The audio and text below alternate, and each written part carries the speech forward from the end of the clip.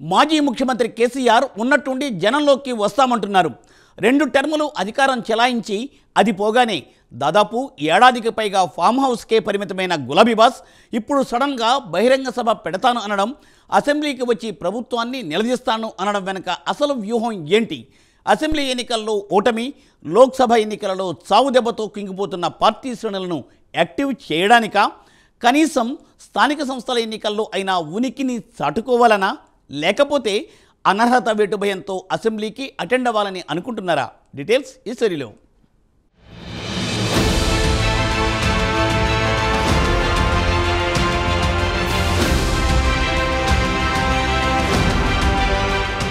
BRS అధినేత మాజీ CM KCR గత నెలలో తెలంగాణ భవన్కు రావడంతో గులాబీ శ్రేణులో కొత్త ఉత్సాహం కనిపించింది. ఎన్నికల్లో ఓటమి తర్వాత ప్రజాక్షేత్రానికి పూర్తిగా దూరమై ఫామ్ హౌస్కే పరిమితమైన కేసీఆర్ ఫిబ్రవరి 3వ వారంలో పార్టీ కార్యాలయానికి 7 నెలల విరామం తర్వాత వచ్చారు.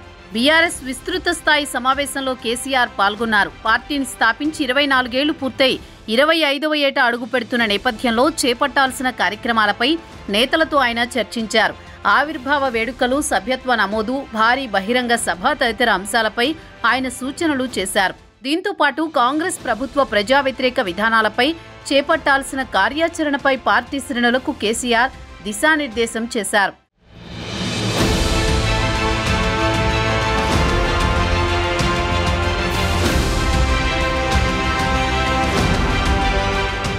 తాజాగా సిద్దిపేట జిల్లా ఎర్రవల్లిలోని తన వ్యవసాయ క్షేత్రంలో పార్టీ నేతలతో కేసీఆర్ అత్యవసర సమావేశం ఏర్పాటు చేశారు.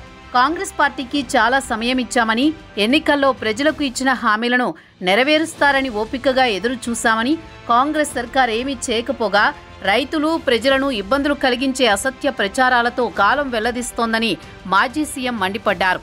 రాబోయే అసెంబ్లీ సమావేశాల్లో తానే స్వయంగా పాల్గొని ప్రభుత్వ తీరును ఎండగడతానని వెల్లడించారు. వరంగల్లో ఏప్రిల్ 27వ తేదీన 10 లక్షల మందితో భారీ బహిరంగ సభ నిర్వహించాలని, అందుకు అనువైన స్థలాన్ని గుర్తించాలని సూచించారు.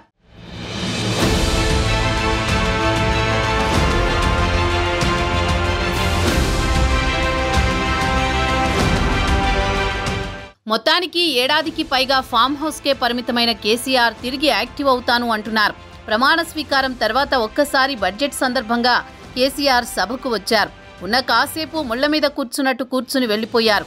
6 నెలలు అసెంబ్లీ సమావేశాలకు హాజరు కాకపోతే ఎమ్మెల్యేగా అనర్హత వేటు పడుతుందన్న భయంతోనే ఆయన ఆ ఒక్కరోజు కూడా సభకొచ్చారన్న ప్రచారం జరిగింది.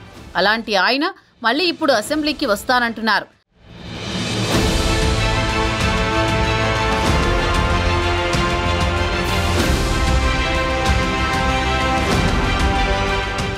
అయితే కేసీఆర్ అసెంబ్లీకి హాజరై ప్రతిపక్ష నేతగా నిర్ణయాత్మక పాత్ర పోషిస్తారా?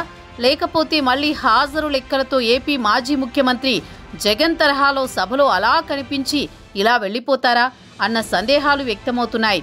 ఇప్పటికైనా కేసీఆర్ తెలంగాణ ప్రతిపక్ష నేతగా కీ రోల్ పోషించాలని అటు ప్రభుత్వంతో పాటు బీఆర్ఎస్ వర్గాలు కూడా ఆశిస్తున్నాయి. 2 సార్లు ముఖ్యమంత్రిగా పనిచేసిన ఆయన ప్రతిపక్ష నేతగా బాధ్యతాయుతమైన పాత్ర పోషించాలని కోరుకుంటున్నాయి. మరి చూడాలి గులాబీ బాస్ యాక్షన్ ప్లాన్ ఎలా ఉండబోతోందో.